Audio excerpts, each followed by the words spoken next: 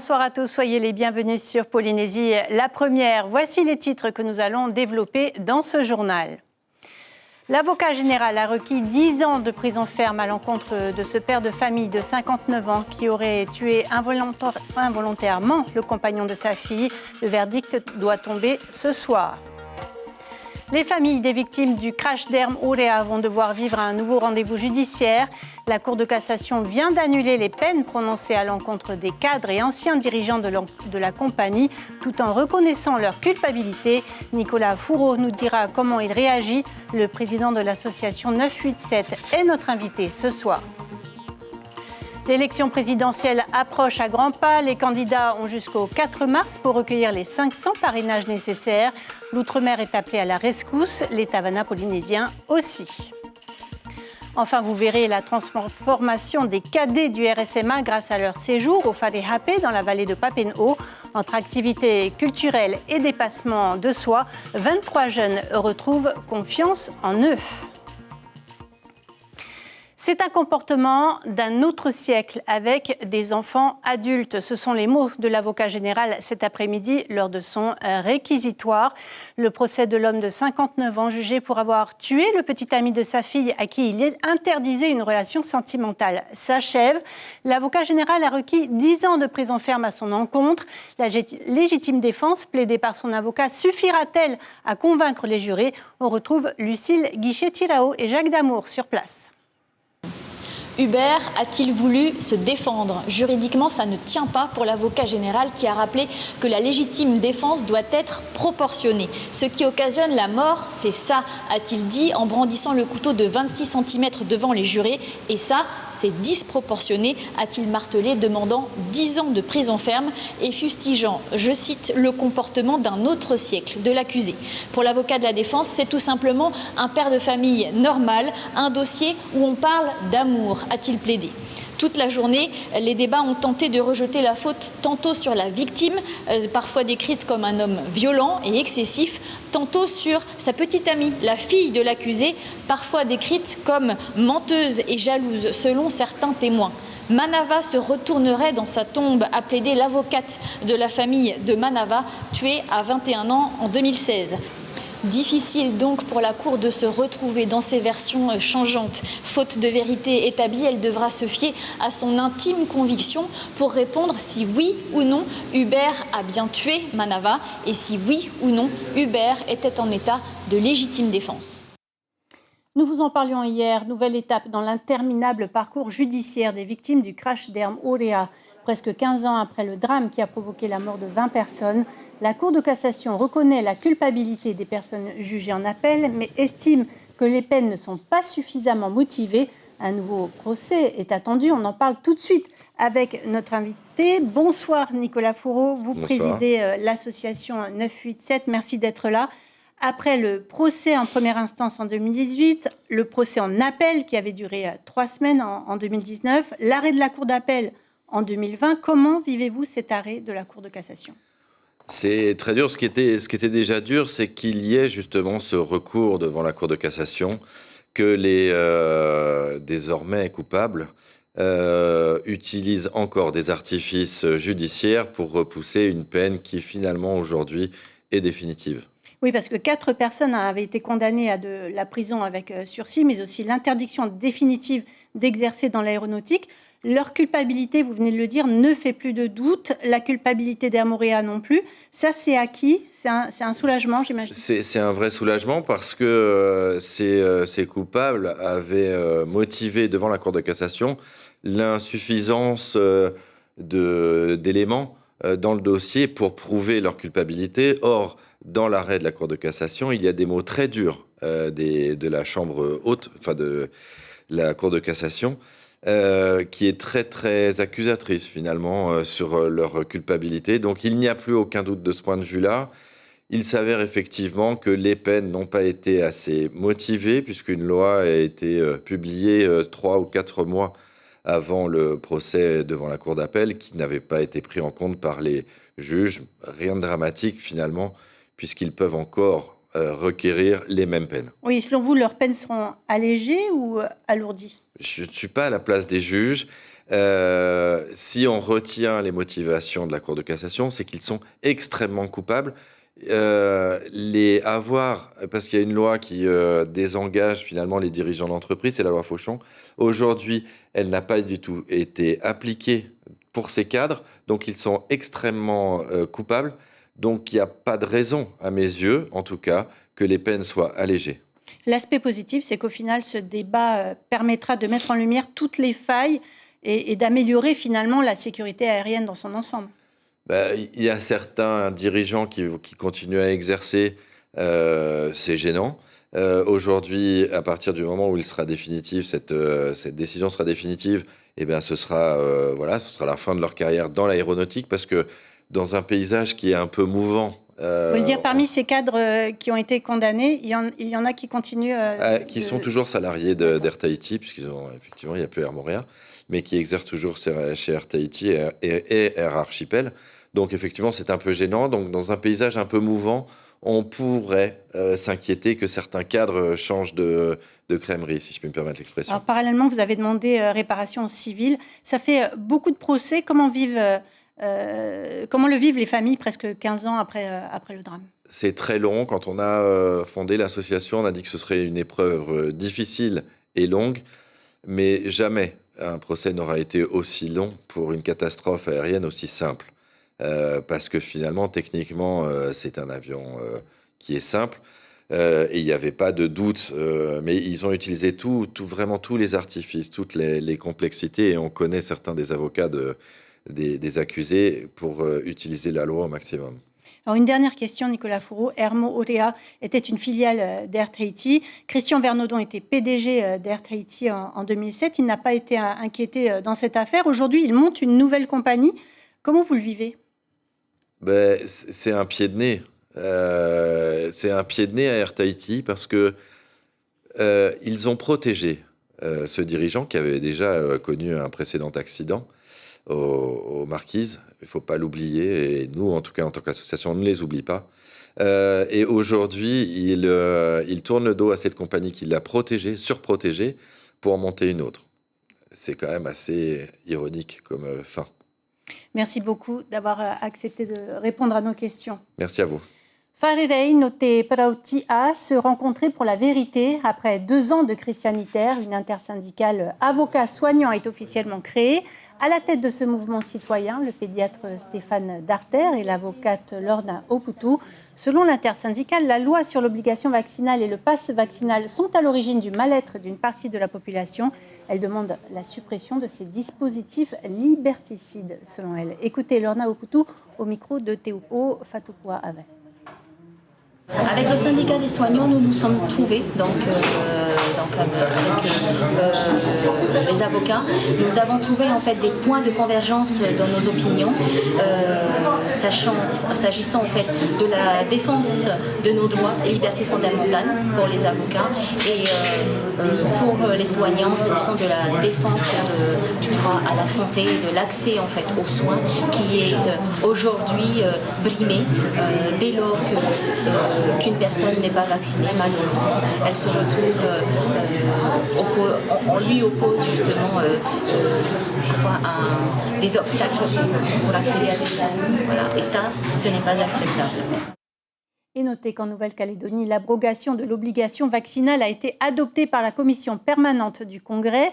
L'examen du texte avait été reporté à plusieurs reprises. Les salariés des secteurs dits sensibles non vaccinés ne seront donc pas passibles d'une amende administrative de 175 000 francs. Ici, le Covid a fait une nouvelle victime. C'est le 2e décès enregistré pour ce mois de février, ce qui porte à 638 le nombre de victimes liées au Covid depuis le début de la pandémie en Polynésie.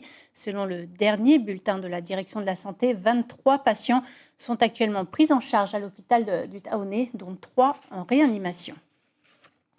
Ce chiffre à présent, plus de 3000 permis de construire ont été accordés en 2021, 3065 exactement, un record, un chiffre qui confirme la tendance à la hausse du secteur de la construction observée depuis 7 ans. Malgré la crise sanitaire qui a altéré la continuité des chantiers et l'approvisionnement en matériaux, Cette tendance se confirme parmi les chantiers réalisés, ceux de l'Office polynésien de l'habitat, notamment au Tuamotu. Écoutez le vice-président et ministre du Logement au micro de Rohan Poto. Avec le pays, l'OPH, nous réalisons pas mal de lotissements avec des parcelles viabilisées, avec des loyers d'accession à la propriété très bas. Prenez au Tuamotu par exemple, aujourd'hui c'est entre 5 000 et 10 000 francs par mois sur 5 ans pour devenir propriétaire d'un terrain qui fait 1000 m². Donc tout ça c'est pour faciliter la fixation des populations dans les îles, mais aussi le retour des populations dans les îles, pour y travailler ou pour y vivre. Politique, le temps presse. Les candidats à la présidentielle ont jusqu'au 4 mars pour recueillir les 500 parrainages nécessaires pour voir leur candidature validée par le Conseil constitutionnel. En Polynésie, les militants s'agitent et s'inquiètent. Le point avec Stéphane Ratino et Hiro Terorotua. Je t'appelle pour le parrainage là, pour Marine. Je voulais savoir si je peux vraiment compter sur toi, si tu vas le déposer au commissariat. Il cherche, il téléphone, il rappelle. La quête des signatures, le sujet brûlant du moment pour les militants. Avant, c'était comme une mise en scène de la campagne. Maintenant, une équation plus difficile à résoudre. 500 parrainages. L'horizon le seul qui vaille pour parler au pays. Ils sont 3, les yeux fixés sur ce but, inquiets. Marine Le Pen pour sa 3e participation, le journaliste Éric Zemmour ou encore Jean-Luc Mélenchon. Ce dernier sera parrainé par le député Brotherson parce qu'il y a une grande convergence de vues, mais aussi au nom d'un idéal démocratique. Et puis à côté de ça, il y a des gens qui ont des choses à dire et qui ne pourront peut-être pas participer à l'élection. Donc pour que la démocratie puisse s'opérer, il faut parrainer. Moi j'appelle tous les élus qui ont la possibilité de parrainer, peu importe qui y parraine. Et l'on parle d'urgence démocratique. Le 4 mars est la date limite pour déposer les parrainages. Ici, en Polynésie, la majorité des signatures ira au candidat Emmanuel Macron. Conséquence du soutien du Tapura. Pour les autres élus, c'est un choix de conscience personnelle, pas forcément de soutien, mais une manière de faire vivre le débat. J'ai décidé de le donner à Éric Zemmour et j'espère que tous les candidats, je dis bien tous les candidats pourront se lancer sur la ligne de départ. C'est comme dans une compétition. Celui qui veut être sur la ligne de départ, il veut absolument gagner. Donc laissons la chance à tous les candidats de pouvoir se présenter. Éric Minardi était en liaison ce matin avec l'équipe de campagne de Marine Le Pen à Paris. Il manque 40 signatures, alors les contacts se multiplient jusqu'au dernier souffle. J'en appelle, disons, les tavernas délégués à nous apporter leur parrainage. Parce que aujourd'hui, ce n'est pas parce qu'on apporte parrainage à Marine Le Pen que l'on vote pour Marine Le Pen. Mais franchement, aujourd'hui, on est vraiment inquiet. À ce jour, Marine Le Pen a 5 signatures d'élus polynésiens contre 34 en 2017. Une 6e s'est ajoutée cet après-midi avec un élu de l'Assemblée de Polynésie. Il reste encore une semaine. La consommation de vanille se chiffre à nouveau autour de 2000 tonnes dans le monde. La France importe chaque année entre 250 et 300 tonnes de vanille, mais elle ne produit qu'une vingtaine de tonnes par an. Il faut accroître la production, l'objet de toutes les discussions au 2e colloque sur les vanilles françaises à Versailles. Gervais Nicheou et François Broge. Assis à côté de son épouse, une enseignante à la retraite, Carlos Losamkieu exhibe fièrement un échantillon de son produit phare. Ça, c'est 6 mois de travail.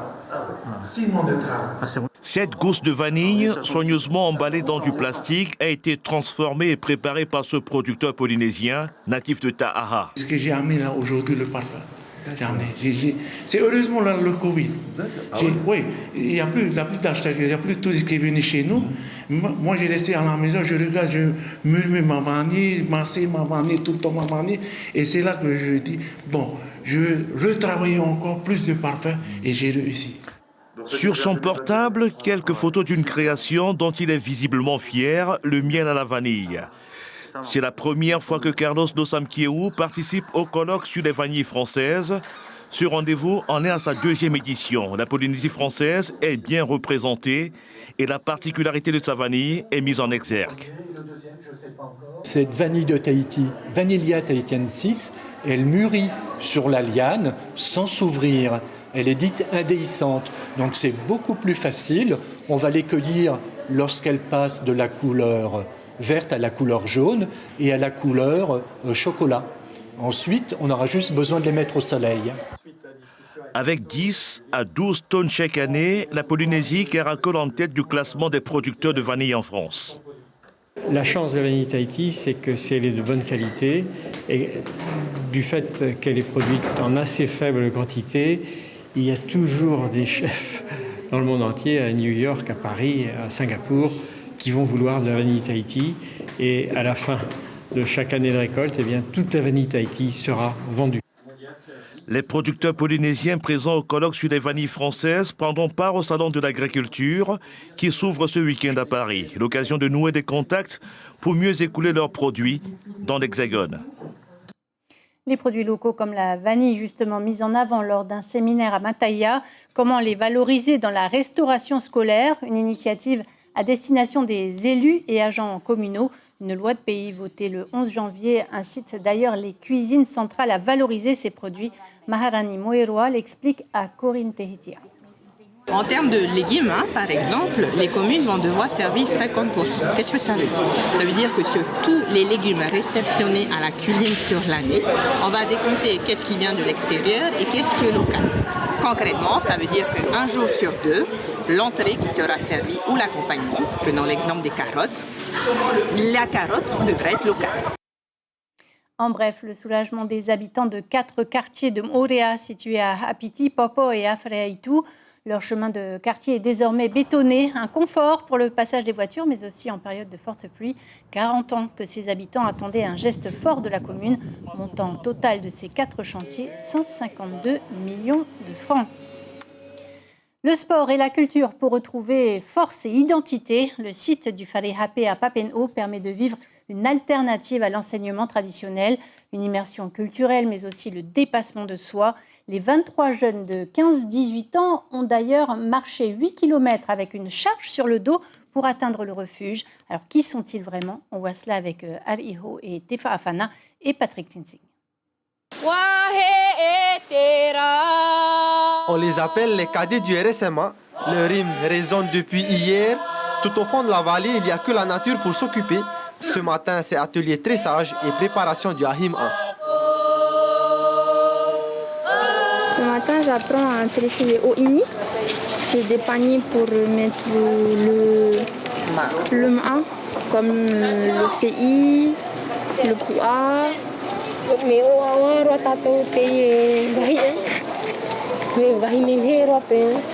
Renouer avec la culture est l'un des objectifs de l'immersion, alors Noémie tient à ce que tout le monde fasse l'effort de parler le Reo Tahiti.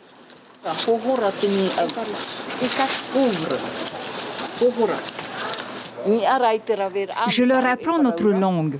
Oui, il y a les paroles et les actes. Et la meilleure façon est de leur apprendre à dire ce qu'ils font, mais aussi ce que je dis, je fais. Il ne faut pas balancer les mots n'importe comment. Coupés du monde pendant 3 jours, les 23 cadets vivent comme des soldats, en communauté et surtout sans Internet. Au début, on était un peu timide et là, maintenant, ces temps-ci, on s'est plus rapprochés. Et être cadré par l'armée, c'est bien, surtout pour les jeunes qui ont un langage un peu familier, un peu trop familier. Il y a des jeunes ici qui sont connectés tout le temps sur leur téléphone, l'iPad ou l'ordinateur. Mais quand tu apprends à vivre sans, tu dors mieux. Ces jeunes sont ici volontairement, toujours scolarisés, ils ne sont pas là par hasard.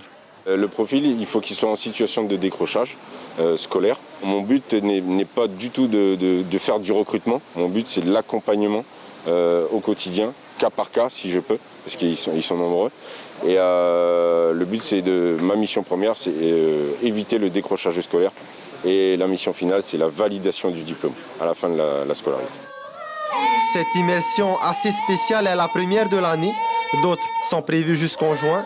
En attendant, l'hymne des cadets du RSMA résonnera encore tout au fond de la Papen'o jusqu'à demain. Allez, avant de se quitter, sachez qu'on a fêté aujourd'hui les 106 ans de la doyenne de Papeete, Onehea Lepéan. La fête d'anniversaire s'est déroulée au centre pour Matahiapo de Taunoa, une petite cérémonie qui a réuni ses enfants et ses petits-enfants. Et je vous rappelle l'information principale de cette édition. L'avocat général a requis 10 ans de prison ferme à l'encontre de ce père de famille de 59 ans qui aurait tué involontairement le compagnon de sa fille en 2016 à Punaouia. Le verdict doit tomber ce soir après 2 jours de procès. À la une de la presse écrite demain, la dépêche titre « Le cheval remède à la violence ». Ce soir, ne manquez surtout pas le magazine Manatumu. Lorenzo Marama nous emmène à Kawehi et Rarakao Tuamotu pour nous parler du rahui imposé par l'UNESCO. Vous pourrez voir ensuite le magazine Ça pousse au Fénois. Ainsi s'achève cette édition. Merci d'avoir été avec nous. On se quitte sur ces magnifiques images de la vallée de Papen'o. Belle soirée sur La Première et à demain.